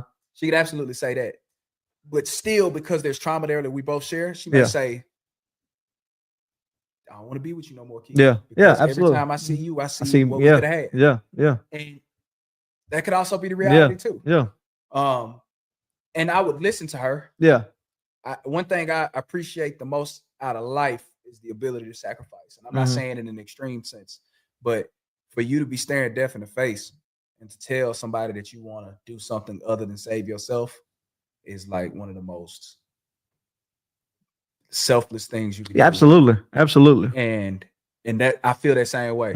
Like I feel I appreciate that. While I would hurt and I would want my wife, and she told me to do that, boy, you best believe I'm gonna raise that. That son that I'm about to raise, or that kid I'm gonna raise, is going to live in her honor and be the best person. Same situation, but my reason for living would to show my wife what this kid can be. That would be my absolute reason for living. Because I still would not want to be in this. And it's not to say that I would hurt myself. And I want that to be clear. My mental would be broken enough to say that I don't want to be here without my wife. I want them to understand that from an emotional standpoint, not physical. That doesn't mean I'm going to hurt myself. That means that I would be hurting so much that I would not want to be here. And but the thing that would save my mind would be the fact that I have this pride and joy in front of me. That is created by her. It's a legacy. And you see it, you hear about it all the time with women, man. Happy Women's Awareness Month to you all out there. And we need, like, it needs to be put out there more that, like, these things can happen. And that's moving to more so a political thing, but like, that's just from my experience and how I feel about my wife. I love her to death. I love my son to death, but I don't want to be here if if me and my wife can't love my son together. You know what I mean? So that's just how I feel. What about you, Z? What do you feel? How do you feel? I forgot the question initially though. So as far as, like, if it came down to having to save, you're not in a relationship now, because it was kind of easier for you now. It's easy for me, yeah. That's what I'm saying. So you have a altering opinion, but at the time, like, and we've spoke. Maybe your perspective has changed about this, and I feel like it's gonna change. He's leaning towards changing. I don't even know when I had that perspective. I don't know. You could have been in a dark spot, right? Dark place. But so, how do you feel about, who comes first? Like, if you had to save your wife versus your child, not your child now, just say a new wife, new wife, new child being born in the same situation. She's on the operating table. Who would you, if she didn't tell you, hey, save me or save the baby, what would you do? What would your opinion be about on that matter? Like I said, these are all opinions. Like, we all live different lives. So it's hard these some tough questions to ask, but these are questions that need to be asked. I mean, we don't want to hide that aspect of it. Me personally, like, I would always want my children to be put before me 100% of the time. There's not a chance. If we're stranded on the island, there's one piece of fish, feed them. You know what I mean? Make sure they're straight. If it's saving, if we drowning or something, save my kids. I'm a grown man. I can try, maybe I can do something to save myself, but they can't do anything to save themselves, possibly. You know what I mean? So what do you feel? How's your opinion on that matter? I kind of agree with both of y'all, man. I was gonna try to tweak the question because it would be hard for me to decide myself, But I share his sentiment more as far as in like a survival type thing. But if you say it's operating table, it's a different situation. I guess you can be right. It's different situations, very, I mean, that's tough. It is. To know what I know in that room. I take a lot of the burden as far as the decision being made, man. That's kind of, that's a lot of gravity to, you know. So that has to be something that we talk together. It can't be a decision that I make alone. You know what I'm saying? Mm-hmm. The true strength of the relationship, though, it would come after realizing the decision has been made, knowing that you grieve, they grieve too. Yeah. And I hope that they like realize, like, man, these decisions are tough. Like, there's no right answer. There's no right answer. I feel like there's absolutely no right answer. No, but your answer, your answer to the question may not be my answer to the question, but that's why we live two different lives. You know what I mean? Yeah. We have two different experiences. We grew up two different ways. And there's no, you know, as far as this, I don't feel like there's a no right or wrong situation. It's just a shitty situation to be in. I pray that nobody has to go. Yeah, it's tough. It's tough. So again, this is MEXed Feelings. If you're just now tuning in, this is a live video. If you have any questions, comments, or concerns, just feel free to type them in the chat. This is a live video, so if you've missed anything, you can view it after the live video ended. And there's a lot of content to take. So please share it, like it, react to it. So one more other thing I want to talk to you guys about. We've been in this thing for about an hour and a half. So the person that you are now, the man that you are now, would you allow your daughter, I know you don't have a daughter, would you allow your daughter to date someone like you? Would you want your daughter to date Let's make this interesting? Would you allow your daughter to date somebody like Horatio? Okay, yeah, that's a better question. Because I mean, no, I mean both questions can be, I think it's, consumed. But I often say, like, we know you. We know you. Trevino. Yeah.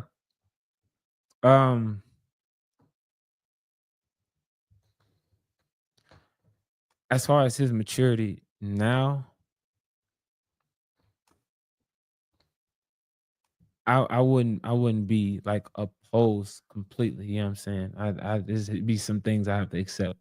Yeah. Because you can't. I mean, your child has to make the decision on their own. And I know how you are as far as like your argumentative side. So you know what I'm saying? Yeah. If me and my daughter got the same personality, I know it's gonna be a lot of fucking. You know what I'm saying? So it's just I can't be like, nah, hell no, baby girl. You know how? No, hell no. But yeah. So what about your personality itself? And it's probably as far as probably like it's probably, I think everyone would be like, yeah, I wouldn't mind. I think it'll be, you know what I mean? I think it'll be the same way, because like I know me, you know what I'm saying, and I have a lot of like trauma and stuff like that. Yeah. We're going into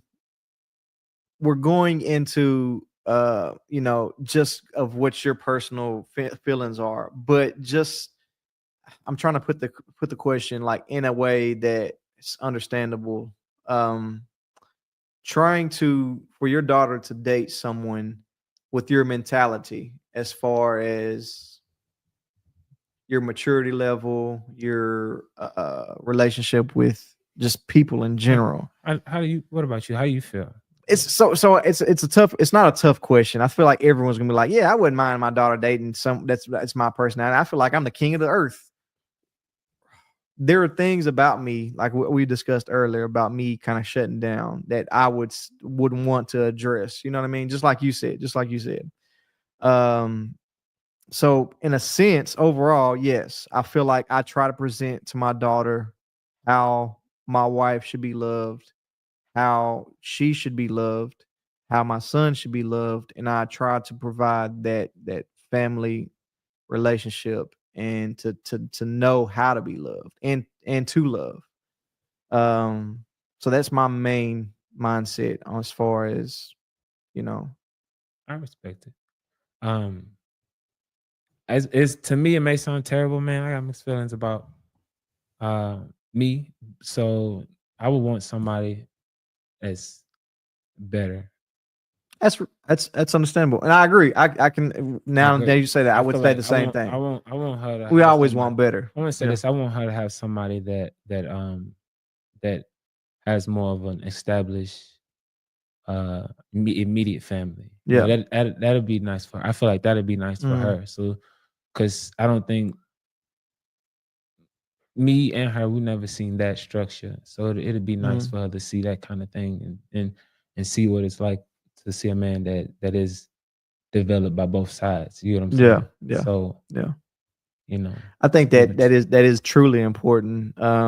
That you when going just kind of transitioning a little bit into, I don't want to cut you off, but of what you're talking about, but the picture of a family, right? I don't think a man can solely raise a child by himself to be a fully capable person of living in this world, or versus a woman just raising a child by themselves. I think it solely takes two people to raise a, statistically speaking, a child that's, there's situations where, it's chaos even with two people in the household, right? But statistically speaking, that a young person can develop further, what I'm trying to say, with a two-parent household. I'm gonna say this, and this is my opinion. Yeah. And I'm not basing on any type of facts or anything like that. Mhm. It depends on the type of father. And I said mother too. It depends on the type. Absolutely. But still, like even like the best type of mother versus the best type of father, I think the child would be fine with the father more, because there's certain type of discipline that he would learn. Man or woman, or you just a boy or a girl? Like I said, like the best if you put like the best woman, the best type of mother versus the best type of father, I feel like still the father would raise a more adaptable child as far as like to the world itself. Because I feel like mothers can coddle you. Mothers have that nourishment. Sometimes they can't turn their types off. Like my son can't do no wrong, but a father can chastise a man differently than a woman can. But you also need that loving, nurturing. You do need that loving nurture from a woman. I agree with to that. be able to know how to love a woman, to know how to be loved by a woman. I don't necessarily think that, because I think that's a learned behavior. Still, you can learn that with some relationships. You might go through some bad ones, but eventually you'll start to pick up. And you can go into, as far as if you believe in it, therapy too will help. You know what I'm saying? Like, okay, so I say, my reference is like a movie called Good Will Hunting, right? So if you ever seen that movie, classic. If you ever seen that movie, the guy had a lot that he was dealing with himself. I don't even know how much they mentioned his parents or his type of relationship, but as far as him being able to love, he had to be able to, I guess, pretty much accept himself, be able to try to accept the idea of loving himself. That way he can be outward.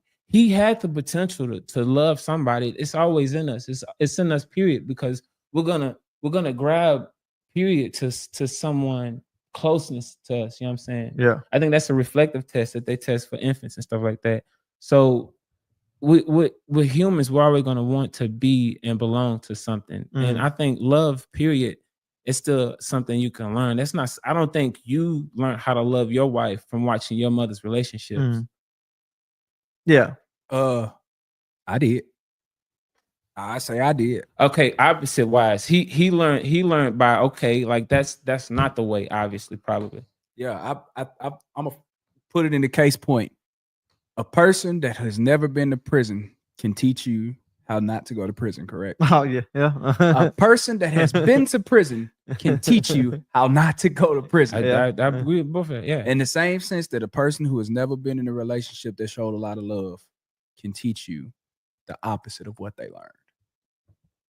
So it's a way. It's a teach. It may not be the majority way. And that's especially being a mentor. Like I do a lot of stuff with youth and teaching them that you got to look for right within wrong situations. Like, for example, it hurts. We've all been sports heads in our life. You go play basketball and you're a star player. You dribble, and you turn the ball over. Right? What you've done right? Kept the ball in your hands, right? Yeah.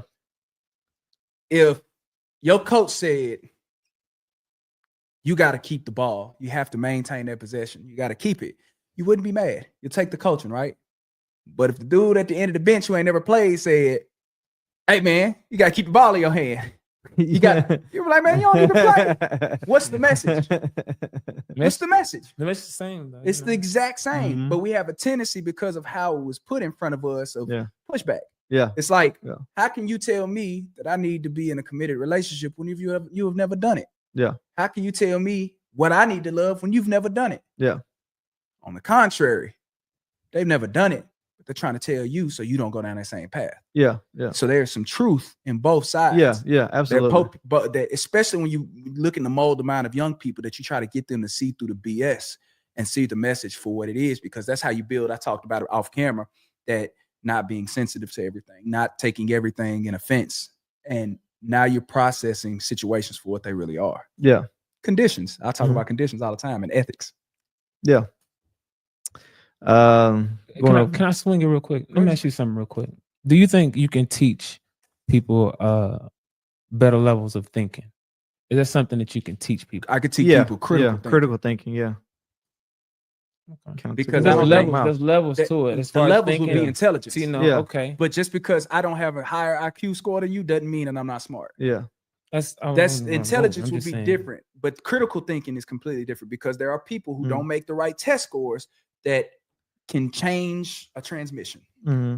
But as far as like, I mean, when you was talking about youthful people, right? When you saying like that coach, obviously you look at coach as something, you know, different than that's responsibility, that's authority. My bad. There you go. But the guy on the end of the bench or whoever you said, you know what I'm saying? It's the same message though.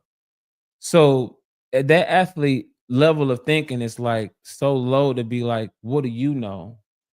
Even though he heard it from the same person who has authority.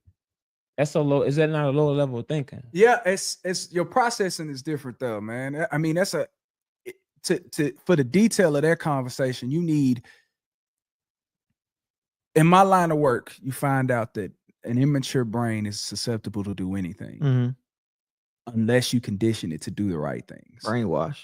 Essentially, yes. Essentially, yes. See, I'm gonna learn you something today. Yeah, you can absolutely be conditioned to be a certain way if you're not allowing your brain, your prefrontal cortex, your frontal lobe to make the good decisions. And that don't happen until you turn 24 or 25. We talk about this all the time. I don't like that. But it's a real thing. Okay. Whether you like it or not, it's a real thing. I got you. And we got to get to this point too. There's two sides. There's data and there's perception. You may not like it, but data tells half the truth. Yeah. Yeah. Your perception also brings it into play. And that's what I was saying as far as perception goes. When I see the difference between like people that I grew up with who was just raised by their mother and for her had flings relationships here and there versus I can put myself in it, and versus the guys that I see who had a mother, but there's not as prevalent as their father. Like they live with their dad. You know what I'm saying? Yeah. I think they just adjust a little bit differently. Some of them still, when they living with their fathers, they be doing all kinds of hoodlum things or something like that. But eventually you're gonna tap into some type of responsibility differently. Yeah. But as far as like an emotional way of thinking, sometimes the one that's raised with a certain type of nature just develops a lot different. Yeah. And then we can, if you want to bring in statistics, you can bring in the versus who in the prison system, because that's usually how it affects or how it shows, you know, in real life. See, everything you just said is exactly what I just said. You conditioned to do certain things, but by the time you develop maturity, it's not, your brain's not the same level as a certain person. Okay. But so if you are built to be very stern, not thinking about emotions, those things, before you even get brain level maturity, guess what? By the time you turn 24, 25, you're going to be stuck in those ways. That's where maturity lies. That's why we talk about maturity. Yeah. If you've been in the prison system and that's all you've seen your entire life, chances are you're going to be stuck thinking in that same way. Yeah. If you do substance abuse, you drink alcohol your whole life, you do drugs, your brain is literally going to develop in a way that it may not allow you to develop the same way another 18-year-old kid may be developing. I get that. That's why it's so important to condition these things in children first, as opposed to adulthood, because the likelihood that you make a good choice will last. Those morals, those values that we've been talking about this whole time, cuz stay when you get to that point. And now you no longer see mom as a burden who didn't give you everything in life, and you see him more like a best friend. And that's I feel like that's a good transition in the relationship as far as parents and children goes, you know. And we're speaking just statistically. I mean, there's instances in the world where you do have a successful child that with just a male figure in the household, or just a woman figure in the household. I mean, all those are, you know, just one-offs, but just statistically speaking. I want to say I didn't mean successful. I meant like as far as adjusting to life. As far as like life is, it's like, you know, it throws a lot of shit at you, especially you know, if you're already spiraling, how can you gain a certain control over yourself? That's what I mean. I want to go over a couple of comments that Diamond made. She said, "And fathers can raise emotionally unavailable boys." Absolutely. She also said, "Raising a child takes a mother and a father. Otherwise, the child will be lacking somewhere, but they can always learn and grow."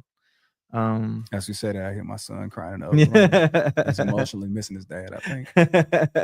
So one more thing before we go. You know, we're here talking about men and relationships, right?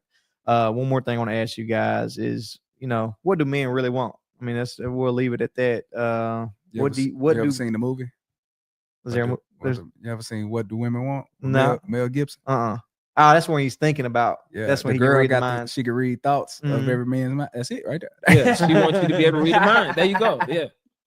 Nah, that's funny, bro. I think when men speak on relationships, I think a really big piece they can always talk about is loyalty. Yeah. Loyalty means something to a man. I speak universally. It may not be my biggest one. I think loyalty is just across the board one of the universal things. It's like McDonald's fries. It may not be your favorite, but it's a pretty good fry. Oh yeah, you know what I mean. Fuck Chick-fil-A. So, Chick-fil-A is terrible. Loyalty lies. It's the McDonald's fries of traits that men want. I'm going to rebuttal that. Yeah. You know, men are very simple creatures. Very, very simple creatures. You know, I don't want no roses. I don't want no card. You ain't got to buy me nothing. Yeah. Just keep my belly full and my balls drained. That's all I need. That's all I need. It is some simplicity to it too. It doesn't require a lot to keep a man happy. I will back. Yeah, it doesn't. Yeah, I will back. We're not high maintenance because you may seem like we sitting on the couch watching TV that we're not at peace, but in our head, that imagination is running wild. Men got imagination out of this world, boy. Man. So what do you want, T? What does a man want? What do you want? What are you looking for, specifically relationship wise? I mean, I can't say much. I think Kiki said it all. You know, I think loyalty is tops. You know what I'm saying? Okay. All right. You know who else has a song about loyalty? Kendrick Lamar. That's Rihanna's song, ain't it? No, she featured on that. Oh, I thought it was Rihanna's song. Yeah. So we're gonna always bring up a Kendrick reference because there was a death. And it was Drake. Well, yes. Publicly, we're gonna end it with this, but publicly, yes. Publicly, yes. You can't let that man die. But he can't do no wrong. Family Matters was the better diss track. Nah. This is what I would tell you about, because socially, when I spoke to T about it the other day. When you think of Tupac's diss record, what do you think about? What's the very first thing you think about? The Biggie, the one with the diss of Biggie. Fuck, that's the most controversial thing you can think of, right? And that's what drives it, right? We were at the bowling alley, right, and we watched the halftime show. No one cared about Kendrick's other songs. Even the atmosphere in the stadium. But when Not Like Us came on, it went crazy. Yeah. Even the people were grouped around the television waiting for Not Like Us. It wasn't about Kendrick. And that was my issue on it was never just about Kendrick. I feel like the battle hurt Kendrick more than anything because it kind of you're gonna always relate Kendrick to Drake. Oh, he dissed Drake. Drake? But Kendrick's my top three, right? I don't have a particular I order. don't even believe that. Yeah, I don't have a particular order because I don't follow hip hop and any genre of music solely, right? So I don't have a big expertise in any of that aspect or any music of that. I just appreciate music, whether it's I actually have a death metal concert. One of my friends he's a band in May. I'm going to that. I'm just going to experience it. I just want to experience because music is beautiful. I appreciate music. And there's this one phrase. Let me see if I can find it. Confucius say. Yeah, Confucius say. He said something about music. And I can't find it right now. I'm not gonna hold it up to find this. I'll write it down somewhere. But music is an art form, is beautiful, and I appreciate all forms of music. So any last comments, concerns? Hey, let me say this. Oh God, here we go. So Fuck women.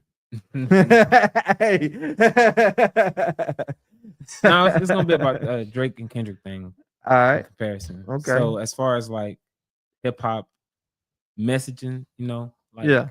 I don't think Drake has ever put out a record as powerful as You, and I would say anything on To Pimp a Butterfly as far as powerful and thought provoking. You talk about that's you. I mean, you on there. That's a top 3 album of cuz. I'm just saying, as far as powerful, like as far as Drake, Drake, he got you. He can get the party lit. He can make you, want to take shots with your homies and shit like that, and get you ready for pre-gaming and shit like that. Yeah, get you hype at your little, your little brunch and all that stuff and stuff like that. And do you think that get ready for me as man? You relate to the song? You is my favorite Kendrick Lamar song. Do you relate to the song You? Is that why you say that? I mean, I've just, it's just a grip shoe. I guess that's the beauty of it. That's how you feel a connection. That's what before about in my life. You know what I'm saying? So when I hear it, it's powerful. You know what I'm saying? And then when you follow up with all right, then you just come on, man. Like that was to me, that's a nice ass little roller coaster right there. And as far as like hip hop messaging and sending some things out there, I don't think Drake has ever made a record like those two, as far as thought provoking or two different styles. Absolutely. It's two different. I'd say he's made a record that was that impactful, but it wasn't the same. Give me one. I wouldn't say Marvin's Room. Absolutely. I was gonna say the album. I actually was gonna say the album. Through more in your life than You, but You is my favorite Kendrick Lamar song. I got you. And then but Marvin's Room is a song that a lot of people who are on the scene can feel. And I don't know, it's not conscious. It's also not. It's that feeling. I get it. Yeah. It's like, I think a lot of people have felt that feeling before. No, I agree with that. That's a good one. That's a good one. Marvin's and then you know what comes right after that? Buried Alive, Kendrick Lamar. Crazy. So this is that song. I don't even think he even know what Marvin's Room is about. So I just like to troll him on this type. He's not a lyric. He's not a lyric connoisseur. He just likes the vibe. That's how he listens to music, and it's okay. That's how you accept your music. I get it. I don't know. I think he's been drinking a little bit this episode, but anyways, put this in the behind. Look, you start right now with the closeout. Put this as behind the scenes. Cut this out, and then you close it out. Go.